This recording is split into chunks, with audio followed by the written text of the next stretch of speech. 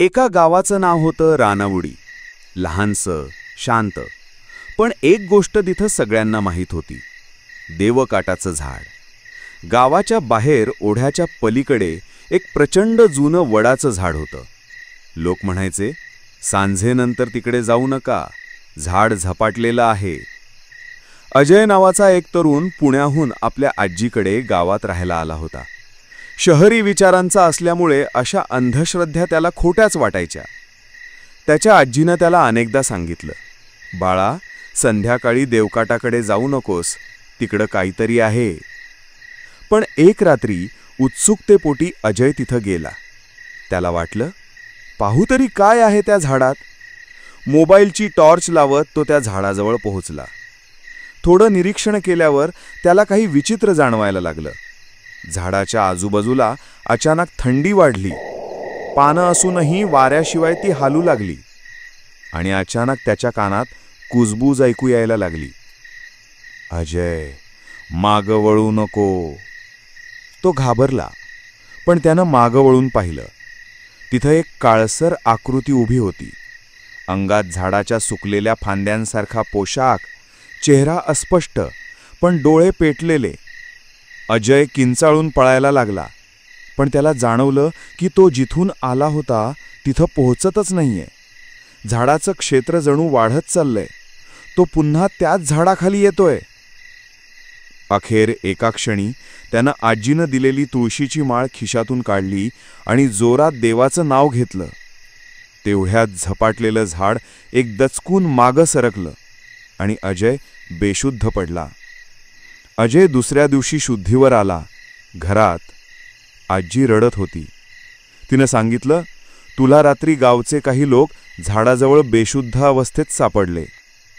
अजय काही बोलला नाही, पण तो दिवस आणि रात्रीचा अनुभवानं तो बदलला होता. आता तो संध्याकाळ झाली की अंगणात तुळशीपुढं दिवा लावायचा आणि देवकाटाच्या झाडाजवळ कोणीही जाऊ नये असं सगळ्यांना सांगायचा. त्या झाडात खरंच आत्मा होता का, की तो एखादं जुनं श्राप होतं, किंवा अजूनही कोणीतरी त्या झाडाखाली आपल्या सुडाची वाट पाहतंय. अजय तसा शांत होता, पण झाडाजवळ घडलेला अनुभव सतत त्याच्या मनात घोळत होता. स्वप्नांमध्ये त्याला ती काळसर आकृती पुन्हा पुन्हा दिसायची. डोळे पेटलेले आणि कुजबुजणारा आवाज, मी अजून इथंच आहे, पूर्ण झालं नाहीये. अजयला वाटू लागलं की काहीतरी अधुरं आहे. शेवटी त्याने ठरवलं, झाडाचा इतिहास शोधायचा. अजयनं गावातल्या 85 वर्षांच्या शिवराम आजोबांना भेटलं. खूप विचारल्यावर त्यांनी दबक्या आवाजात सांगायला सुरुवात केली.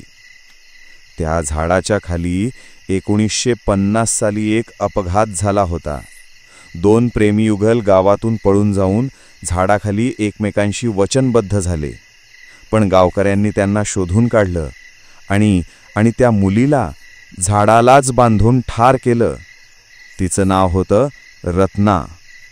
अजयनं विचारलं, आणि तिचा आत्मा अजून तिथंच आहे? शिवराम आजोबा मांडो लावतात, काय माहीत, पण जे कोण झाडाजवळ जातं त्याला एकच आवाज ऐकू येतो, माझं वचन पूर्ण कर. त्या रात्री अजय पुन्हा झाडाजवळ गेला. यावेळेस तयार होऊन.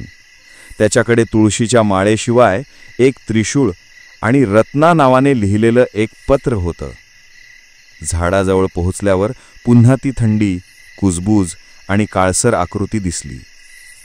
ती फक्त एक वाक्य म्हणाली, तो परत आला नाही, माझं वचन अधुरं आहे.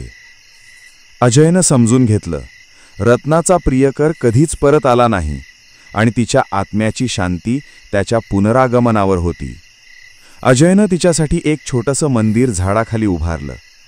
त्यात तिच्या नावाचं ताट, दिवा आणि पत्र ठेवलं. आकृती काही क्षण थांबली आणि एक मंद हसू करत हळूहळू हवेत विरघळली. आवाज आला, धन्यवाद.